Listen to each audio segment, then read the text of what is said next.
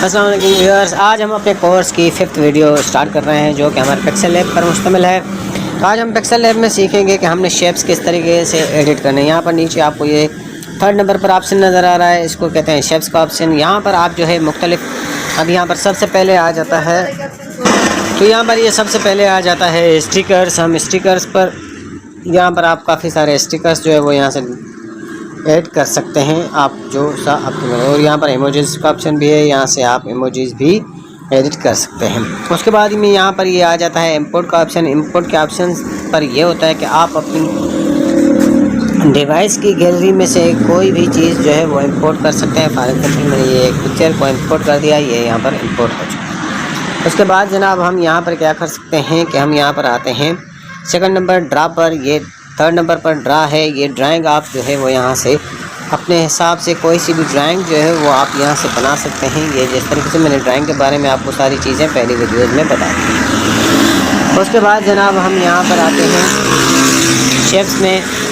यहाँ पर उसके बाद आता है शेप्स। आप यहाँ पर शेप्स जो है काफ़ी किस्म के शेप्स जो वो यहाँ पर आप ऐड कर सकते हैं। यहाँ से आप किसी किस्म का शेप जो है वो सिलेक्ट करके उसको यहाँ पर ऐड कर सकते हैं। उसके कलर यहाँ से भर सकते हैं। ग्रेडिएंट में मैंने आपको कलर्स के बारे में बताया हुआ है, और यहाँ पर इसकी स्ट्रोक विड्थ वगैरह के बारे में भी मैंने आपको बताया हुआ है। इसकी ओपेसिटी के बारे में भी मैंने आपको बताया हुआ है। ये सारे सिस्टम मैंने आपको पिछली वीडियोज़ में बताए हैं। उसके बाद यहाँ पर नीचे आ जाता है जनाब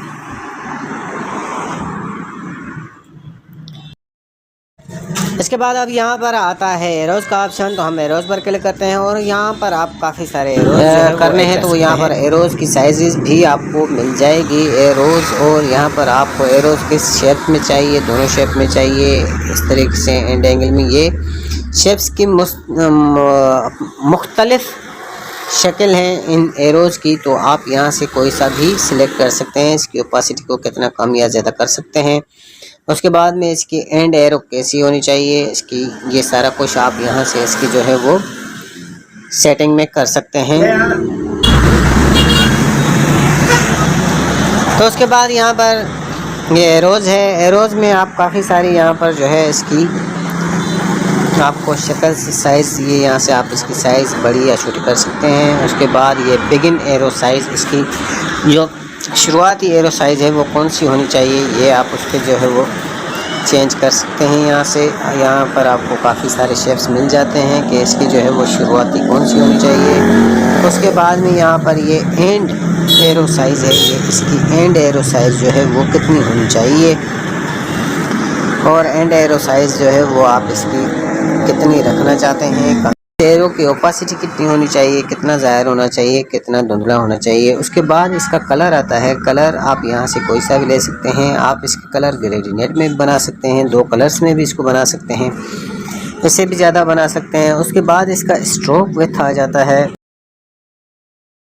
और इसके बाद यहाँ पर आ जाता है स्ट्रोक विड्थ। इसकी स्ट्रोक आप कितनी बढ़ाना चाहते हैं बाहर की लाइन, और उसकी ओपेसिटी आप कितनी रखना चाहते हैं, ये भी इसमें है ऑप्शन। और यहाँ पर ये स्ट्रोक का कलर जो है आप चेंज भी कर सकते हैं, और उसके बाद उस स्ट्रोक के कलर को भी आप ग्रेडिएंट कलर बना सकते हैं। तो ये यहाँ पर एरोज़ का ऑप्शन था जो मैंने आपको पूरी तरीके से समझा। अब यहाँ पर इसके बाद में जनाब आ जाता है शेप्स पर हम चलते हैं। तो हमने यहाँ पर ये अगर फॉर एग्जांपल कोई एक शेप ऐड कर दिया, तो हम इसकी रेडियस जो है, इसकी गोलाई इससे कम या ज़्यादा कुछ इस तरीके से भी यहाँ से सेट कर सकते हैं।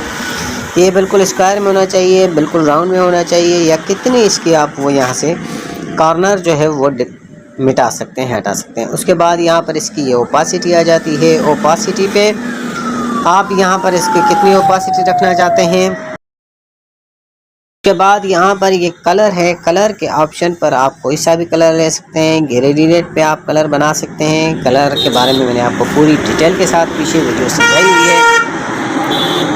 उसके बाद हम यहाँ पर नीचे आ जाते हैं, और इसको स्ट्रोक अगर आप देना चाहें तो वो स्ट्रोक भी आप यहाँ से कितनी मोटाई में और कितनी पतलाब में आप इसे दे सकते हैं। स्ट्रोक की ओपेसिटी आप कितनी रखना चाहते हैं वो भी आप यहाँ से सेट कर सकते हैं। फिर यहाँ से स्ट्रोक का कलर आ जाता है। स्ट्रोक का कलर आप ग्रेडिएंट में बना सकते हैं। फिर ये यहाँ पर नीचे 3 ऑप्शंस आ रहे हैं, इनको आपने किस तरीके से इस्तेमाल करना है वो भी यहाँ पर आप देख सकते हैं। उसके बाद यहाँ पर ये बिलियो रेडियस आ रहा है। बिलियो रेडियस यानी कि इसका फैलाव कितना होना चाहिए, धुंधलापन होना चाहिए, या कैसे होना चाहिए, ये आप यहाँ पर सारा कुछ इसकी सेटिंग में कर सकते हैं। उसके बाद हम यहाँ पर आ जाते हैं। अब यहाँ पर ये एक बेजियर ऑप्शन है। बेजियर ऑप्शन को हम किस तरीके से यूज़ करेंगे, यहाँ पर हम नीचे आते हैं बेजियर के हिसाब से। बेजियर पर हम यहाँ पर क्लिक करते हैं। बेजियर में अभी यहाँ पर काफ़ी सारे आपको ऑप्शंस मिलते हैं, इनके बारे में मैं आपको डिटेल के साथ समझा देता हूँ। अभी यहाँ पर हमारा ये एक बेजियर है, और अब अगर हमने यहाँ पर कोई ऐसी शेप बनाना है जो ना ट्रायंगल में है, ना स्क्वायर में है, ना राउंड में है, हमने उसे अपने हिसाब से बनाना है। तो अब यहाँ पर हम अगर फॉर एग्जांपल मैं आपको यहाँ पर थोड़ा सा एक जल्दी में थोड़ा सा एक शेप बनाना सिखा देता हूँ। अब यहाँ पर ये हमने 6x6 का जो है वो एक प्लेट बनाई। उसके बाद हमने यहाँ पर राइट पर क्लिक कर दिया, और अब हमने अपने हिसाब से इसको जो है वो क्रिएट करना है। इस बेजियर को आप अपने हिसाब से भी क्रिएट कर सकते हैं। वो कैसे कर सकते हैं, आपने यहाँ पर सबसे पहले जो है जनाब वो यहाँ पर आपने ये प्लस वाले आइकन पर क्लिक करना है, और उसके बाद अभी आपने यहाँ पर एक शेप बनाना है। तो आपने इसको मूव करना है, इस डॉट को। तो आप यहाँ पर इसे इस तरीके से मूव कर सकते हैं। ये थोड़ा सा आगे पीछे हो सकता है क्योंकि मैं फिंगर से काम कर रहा हूँ मेरे पास लैपटॉप पर, तो मैं इससे नहीं बना रहा हूँ, मैं मोबाइल पर ही बना रहा हूँ। तो इस वजह से ये थोड़ा सा आगे पीछे इन लाइन से हो सकता है। तो इस पर आप ध्यान मत दीजिएगा, सिर्फ आप मेरे बात समझने की कोशिश कीजिएगा कि मैं क्या बनाना चाहता हूँ। उसके बाद अब अगर हमने यहाँ पर इसको और डॉट पर लेकर जाना है, तो हमने इस वाले ऑप्शन पर क्लिक करना है, और यहाँ से हमने इस वाले ऑप्शन पर क्लिक करना है। उसके बाद अब हमें यहाँ तक इस शेप को लेकर जाना है ऊपर तक। उसके बाद अभी हमने दूसरा इसको लेकर आना है यहाँ तक। उसके बाद हमने इसको यहाँ पर लेकर आना है सेकंड ऑप्शन तक। उसके बाद हमने यहाँ पर इसको लेकर आना है यहाँ पर सेंटर पर। फिर हमने यहाँ पर इससे जो है लेकर आना है इस पॉइंट पर, और फिर हमने यहाँ पर इसको इस पॉइंट पर लेकर आना है। अभी हमने डॉट्स नहीं लगाना है, इसको एंड करना है। तो हम यहाँ पर ये सेकंड नंबर ऑप्शन जो आपको नज़र आ रहा है, इस पर आपने क्लिक करना है, तो ये फर्स्ट पॉइंट वाली एरो पर जाकर मिल जाएगा। अब यहाँ पर ये आपको कुछ आगे पीछे लाइनें नज़र आ रही हैं, इस पर हम किस तरीके से काम कर सकते हैं ये भी मैं आपको बता देता हूँ। यहाँ पर अभी हमने इस पर काम करना है।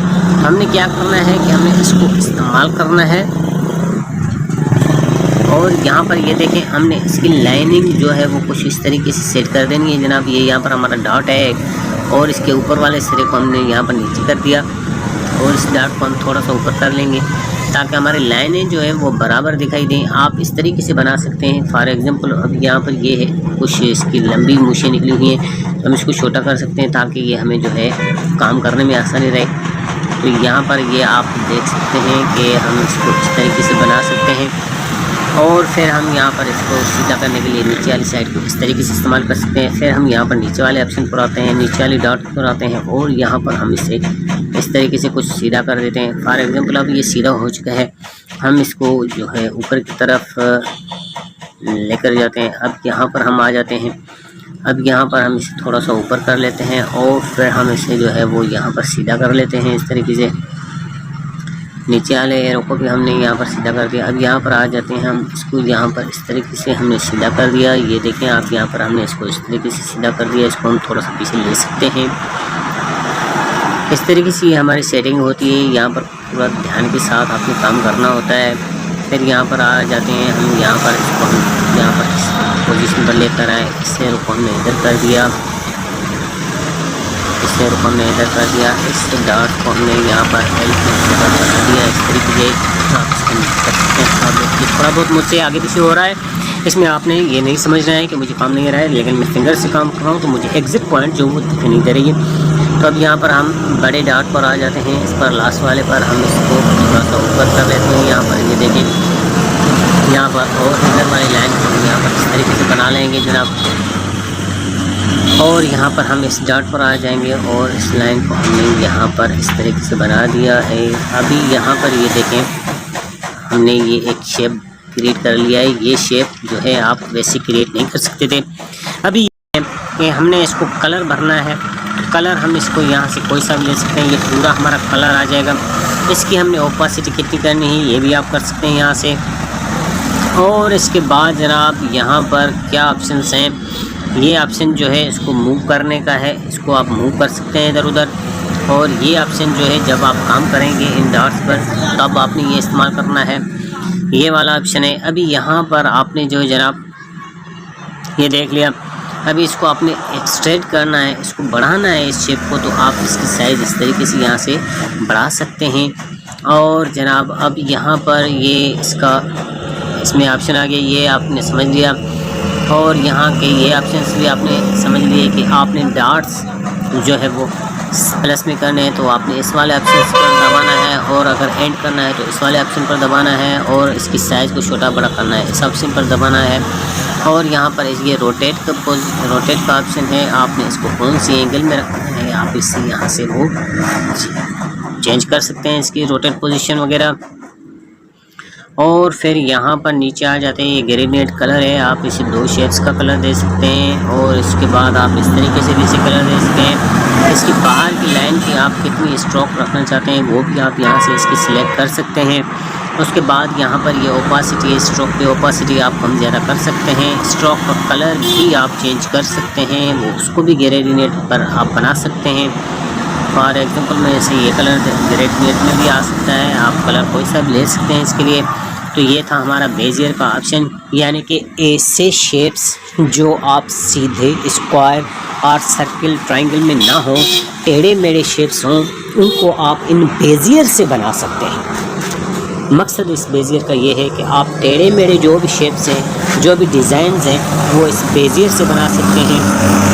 तो ये होता है बेजियर का मकसद। तो बेजियर हमने आज सीख लिया। उसके बाद यहाँ पर ये शेप्स के तमाम जो है वो आपको मैंने समझा दिए हैं। अब इसके बाद हम यहाँ पर चलते हैं आगे। ये बैकग्राउंड का ऑप्शन है। ये जो बैकग्राउंड है आप इसे सॉलिड कलर भी दे सकते हैं। फॉर एग्जांपल यहाँ से आप कोई सा भी कलर सेलेक्ट कर सकते हैं, और ग्रेडिएंट पर भी आप इसका कलर जो है वो इस्तेमाल कर सकते हैं। ये बैकग्राउंड के हैं ऑप्शंस। और इसके बाद आप यहाँ पर ये ट्रांसपेरेंट है, ये आपकी ट्रांसपेरेंट इमेज सेव होती है। यहाँ पर इसका बैकग्राउंड रिमूव हो जाता है, कोई भी आपकी शेप वगैरह है तो यहाँ पर आपकी ट्रांसपेरेंट होगी। उसके बाद ये इमेज साइज़ यहाँ पर आ जाता है कि आपने बैकग्राउंड के, हम यहाँ पर फॉर एग्जांपल ये मैंने आपको सारी साइज़ों के बारे में बताया हुआ है साइज़ में, तो यहाँ से आप इसकी साइज़ भी चेंज कर सकते हैं यहाँ से भी। उसके बाद अब यहाँ पर एक और चीज़ आ जाती है, जो मैं थोड़ा सा पहले कोई शेप बना लेता हूँ। फॉर एग्जांपल ये मैंने एक शेप बना लिया है, इसको रेड कलर दे दिया है। और अब यहाँ पर हम बैकग्राउंड पर आ जाते हैं। तो यहाँ पर ये आपको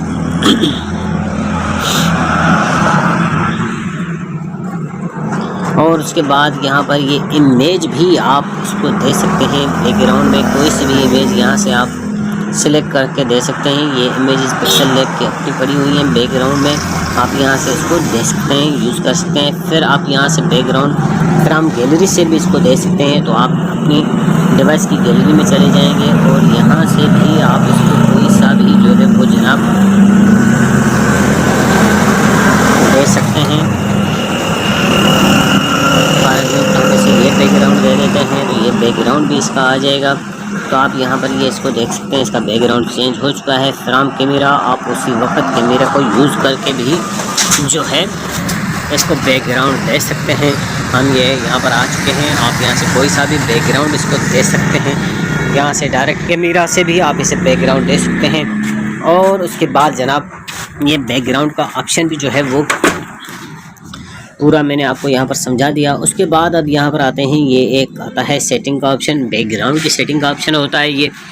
तो यहाँ पर आप बैकग्राउंड को कितना रोटेट में करना चाहते हैं, वर्टिकल में किस तरीके से आप उसकी ये पोजीशन सेट कर सकते हैं। यहाँ पर ये विग्निटी आता है ऑप्शन, इस पर आपने क्लिक करना है, इसको इनेबल करना है। तो ये इस तरीके से आपका जो है वो बैकग्राउंड बन जाएगा। तो उसके बाद आपने इसका कलर भी जो है वो चेंज कर सकते हैं। यहाँ से आप इसको कौन सा कलर देना चाहते हैं वो भी इसके कलर आप इसको किस हिसाब से कम ज़्यादा इसकी। उसके बाद जनाब आप यहाँ पर आ जाते हैं नॉइस पर, आप इसे नॉइस को भी इनेबल कर सकते हैं। ये नॉइस में कुछ इस तरीके से आपका बैकग्राउंड बन जाएगा। आप इसकी पोजीशन को, अल्फ़ा पोजीशन को, एनहेंस वगैरह को यहाँ से सेट कर सकते हैं।